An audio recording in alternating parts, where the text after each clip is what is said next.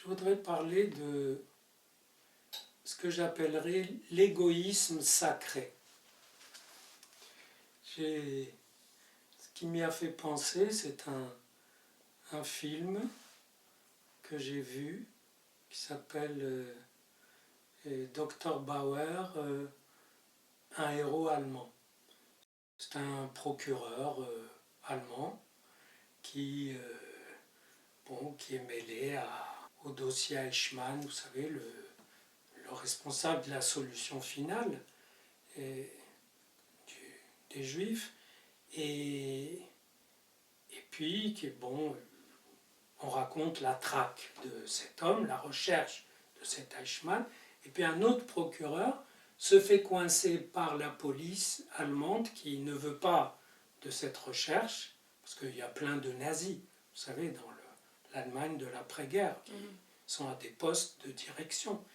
Donc, on le coince dans une boîte de travelot, parce que lui est homosexuel et il va chercher son plaisir là. Et puis au moment, dans la scène intime avec la prostituée, travelot, et la police déboule, mais juste avant, la fille lui dit « Tu connais Krauss ou je ne sais qui, ils l'ont mis en tôle et ils m'ont promis de le libérer, c'est l'amour de ma vie, excuse-moi ». Autrement dit, elle le donne aux flics pour que les flics, en échange, libèrent son petit copain à elle. Et ça m'est apparu comme le symbole de quelque chose qui est très courant dans la société. Ça veut dire, moi j'ai besoin de ça, je te prends comme instrument parce que je ne peux pas faire autrement, excuse-moi. Et puis tu te retrouves dans le trou, et moi j'ai eu ce que je cherchais. On peut appeler ça de l'égoïsme. Ne penser qu'à soi, instrumenter l'autre, c'est exactement l'opposé des discours de Kant sur la morale. Ne jamais prendre l'autre, autrui, comme instrument. Or, si on regarde la chose de plus haut, bien sûr, si on descend très bas, on se dit que c'est dégueulasse. Et puis après, on va se placer du point de vue de l'un ou de l'autre. Si on est du côté du procureur coincé, on va dire c'est ignoble, c'est immonde, etc. Et puis si on est du côté de la fille travelot, on dit bah oui, bah, qu'est-ce que tu veux, etc. Mais si on essaie de se placer un peu plus haut, on s'aperçoit que la vie n'arrête pas de faire ça, c'est-à-dire elle mélange les intérêts dans une espèce de sac de nœuds, mais dans lequel chacun finalement essaye de protéger avant tout ses intérêts. Qu'ils les comprennent bien ou mal, hein, parce que des fois les gens croient défendre leurs intérêts et ils ne font que se perdre. Bon, ça c'est une autre affaire. Mais cette obsession pour chacun de défendre avant tout son intérêt, comme si on était des espèces animales différentes, chacun un prédateur qui essaie de défendre le morceau de proie dont il a besoin pour vivre. On se dit que il se pourrait bien que la vie soit ainsi faite qu'elle a absolument besoin d'être sûre que chacun défend absolument son morceau, son intérêt.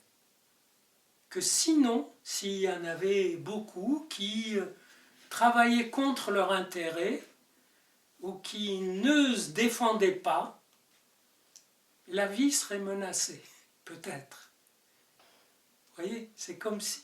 il ne s'agit pas de faire de la morale, il s'agit de regarder au-dessus, d'un peu plus haut, et de voir que dans cette lutte qui peut être feutrée ou bien à couteau tiré, les méthodes varient selon les cultures, les exigences morales, les rôles, mais ce qui apparaît quand même, c'est qu'il y a un niveau où l'ego de chacun ne travaille que pour lui-même.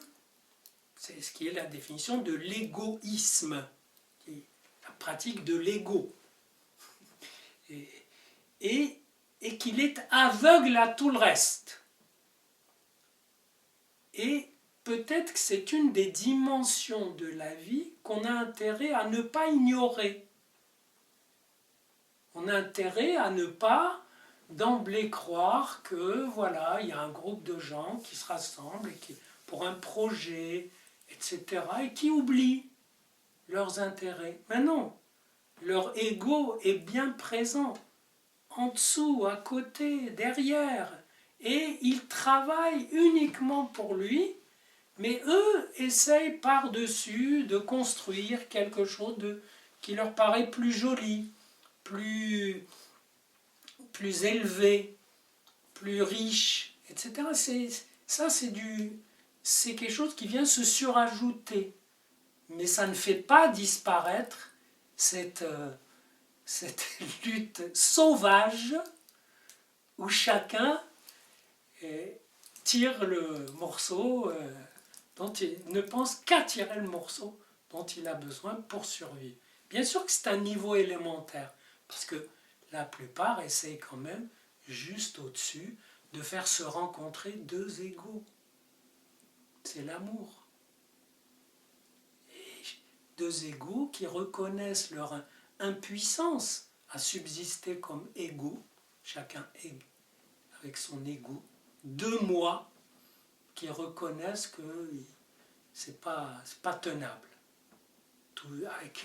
chacun étant un prédateur, et qui essaye de construire quelque chose qui ouvre ou pas sur l'infini, la rencontre de l'amour.